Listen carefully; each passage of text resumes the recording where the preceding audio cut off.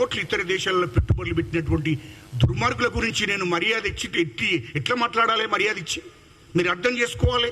ఇంత ఆవేదన మీకు అర్థమై ఉంటుంది. ఎవరికి వాళ్ళు చేసింది? అరే నిరుద్యోగులు ఉద్యోగాలు కావాలన్నందుకు వాళ్ళ మీద కక్ష కట్టిందండి. వీళ్ళంతా చదువుకొని రేపు పొద్దుగాల మమ్మల్ని ఉద్యోగాలు ఇట్టి అడగనిక్కిరి. మేము ఇంటికో ఉద్యోగం అన్నామో ఎవరికి ఉద్యోగాలు ఇవ్వలేదు కదా కేటీఆర్. ఇంటికో ఉద్యోగం అన్నట్టు ఎవరికి ఉద్యోగాలు ఇవ్వలే. ఉద్యోగ అవకాశాలు కల్పించాలి. తెలంగాణ రాకముందు ఏమన్నాడు? నిరుద్యోగులకు ఇంటికో ఉద్యోగం ఇస్తాం తెలంగాణ రాగానే అని అన్నాడు. ఏమైంది? ఉద్యోగాలు వచ్చాయా? ఒక్క ఉద్యోగం లేదు. వీళ్ళందరూ చదువుకుంటారే పొద్దుగాల మళ్ళీ వీళ్ళు ఉద్యోగాలు అడుగుతారు. వీళ్ళు అడగకుండా చెయ్యాలంటే వీళ్ళందరూ డ్రగ్స్ అలవాటు చేయాలి, గంజాయి అలవాటు చేయాలి, మందు తాగడం అలవాటు చేయాలని విచ్చలవిడిగా ఈ వ్యాపారాలు చేశారు. ఇసుక దాన్ని విడిచిపెట్టలే, డ్రగ్స్ విడిచిపెట్టలే, గంజాయి విడిచిపెట్టలే, మందు విడిచిపెట్టే రాష్ట్రం మొత్తం విచ్చలవిడిగా దోపిడి. మళ్ళీ మీరు అంటారు ఇన్ని లక్షల కోట్లు మరి ఇట్లేదు అన్ని రకాలుగా ఏది విడిచిపెట్టలే వాళ్ళు. 10,000 కోట్లండి దీని మీద సంపాదించింది కేటీఆర్. ఓన్లీ డ్రగ్సే 10 ఏళ్లలో. అలా అధికారం ఉన్నన్ని రోజులు కేటీఆర్ కుటుంబం ఎంత దుర్మార్గమైన పరిపాలన చేసిందండి. ఇంకో ఎపిసోడ్ చెప్తా నేను తర్వాత. ఈ కేటీఆర్ ఆ డ్రగ్స్ దాక్కుంటే ఏం చేసిండో నెక్స్ట్ ప్రెస్ మీట్లో చెప్తాను. ఎందుకంటే ఇది 3 ఏళ్ళు నడవాలి కదా ఎపిసోడ్. 1, 2, 3, 4, 5 ఇట్లా ఖచ్చితంగా జరగాలి కదా.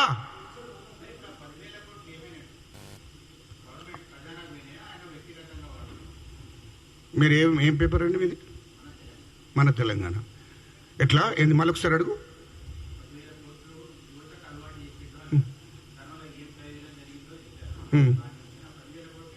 పదివేల కోట్లు ఆయన సొంత ఆయన డ్రగ్స్ తీసుకొచ్చిన ఎవరికైతే డ్రగ్స్ తీసుకొచ్చి అమ్మినరో వాళ్ళకి బెనిఫిట్ అవుతుంది. ప్రభుత్వానికి ఎందుకు బెనిఫిట్ అవుతుందండి?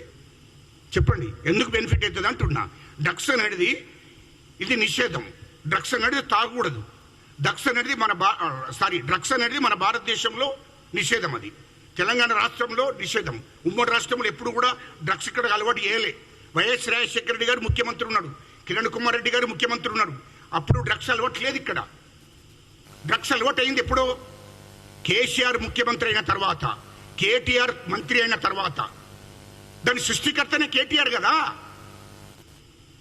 డ్రగ్స్ గంజాయి అలవాటు ఎట్లయింది? కేటీఆర్కు మొదలు డ్రగ్స్ తీసుకున్న అలవాటు ఉంది. ఆ అలవాటు తెలంగాణ ప్రజలందరికీ, యువతకు అందరికీ కూడా అలవాటు చేయాలని చేశాడు. అదేవిధంగా సినిమా ఇండస్ట్రీ వాళ్ళకు పాపం వాళ్ళు ఎక్కడో ఏరుగా ఎవరన్నా తప్పిపోయి ఎక్కడో పోయినప్పుడు, ఏదో ఇతర దేశాలకు పోయినప్పుడు అది తీసుకునే వాళ్ళట నాకు కూడా తెలియదు. కానీ ఇప్పుడు కొత్తగా వచ్చిన హీరోలు, కొత్తగా వచ్చిన హీరోయిన్లకు అందరికి అలవాటు చేసింది కేటీఆర్ కదా డ్రగ్స్. మళ్ళీ అలవాటు చేయించి ఈయన మాట ఎవరైతే ఆ ఫోన్ టాపింగ్లో ఎవరైతే ఇంగేదో వాళ్ళ మీద కేసులు పెట్టించిండు. ఇక వీళ్ళకి డ్రగ్స్ అలవాటు ఉన్నది.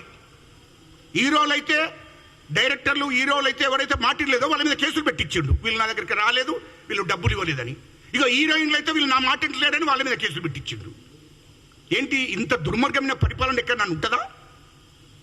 మళ్ళీ నీతులు చెప్తున్నాడు నాకేం సంబంధం లేదని. ఉన్న వాస్తవాలు మాట్లాడుతున్నా. నాకు చెప్పానండి, మీ మీడియా ద్వారా అడుగుతున్నా. ఎవరైతే ఇతర పార్టీల వాళ్ళని కానీ, టీఆర్ఎస్ పార్టీలు ఎవరైనా కానీ ఇంతకుముందు 2014 దాకా ఈ రాష్ట్రంలో, ఉమ్మడి రాష్ట్రంలో డ్రగ్స్ అలవాటు ఉందా? విచ్చలవిడిగా ఎక్కడన్నా గ్రామ స్థాయిలో, మండల స్థాయిలో, జిల్లా స్థాయిలో డ్రగ్స్ దొరికిందా? దొరకలే. మరి కేసీఆర్ ముఖ్యమంత్రి అయినాకనే కదా ఈ రాష్ట్రానికి డ్రగ్స్ వచ్చింది. కేటీఆర్ మంత్రి అయిన తర్వాతనే కదా డ్రగ్స్ తీసుకొచ్చిందే కేటీఆర్ కదా.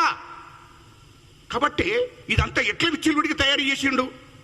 ఆ డ్రగ్స్ తీసుకుంటా సరే, కేటీఆర్ అంటాడు సచ్చేటోడు చావని, అది పక్కకు పెట్టు. నీకు అలవాటు అయితే నువ్వు బడాబాబు దోపిడీ చేసిన డబ్బుతో నువ్వు తాగుతున్నావు, తింటున్నావు, అది నేను అడగడంలే.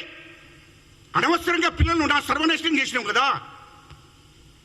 వాళ్ళ పొట్ట చేత పట్టుకొని వాళ్ళు పట్టుకోవడం కోసం వచ్చినటువంటి సినిమా హీరోయిన్లను వాళ్ళ బతుకును సర్వనాశనం చేసినావు కదా. ఇక్కడ 1000 మంది యువతులను సర్వనాశనం చేసినావు కదా. ఇది అలవాటు చేసి,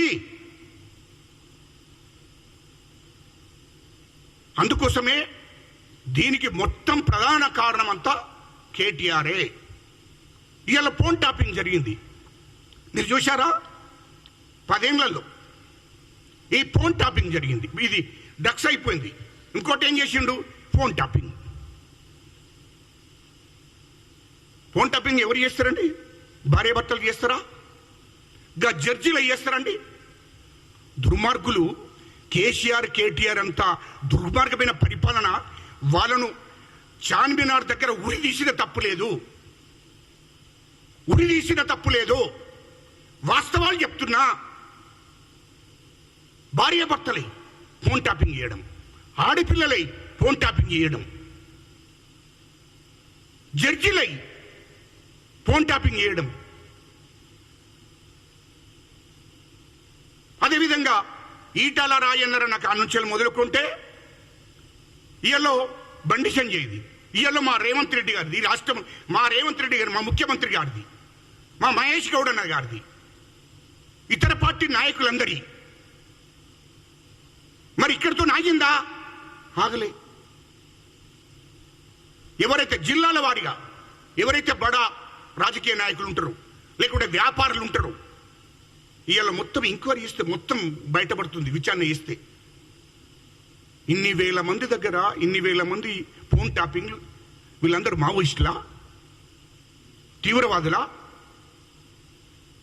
తెలంగాణను ఇష్టం వచ్చినట్టు ఆనాడు రజాకారులు ఆనాడు రజాకారులు కూడా దుర్మార్గమైన పరిపాలన చేస్తే ఈ రాష్ట్రం మొత్తం తెలంగాణ ఉద్యమం లేచి తుపాకులు పట్టుకొని వాళ్ళ మీద తిరుగుబాటు చేసిన రజాకారుల మీద యుద్ధం జరిగింది. రజాకారులను రాష్ట్రం నుంచి తడిమేశారు. నిజాం 200 సంవత్సరాలు ఈ తెలంగాణ అంటే ఈ ప్రాంతాన్ని పరిపాలించాడు. ఆ తర్వాత దేశానికి స్వతంత్రం వచ్చిన తర్వాత నిజాం కూడా ఈ రాష్ట్రం నుంచి తరిమేయడం జరిగింది.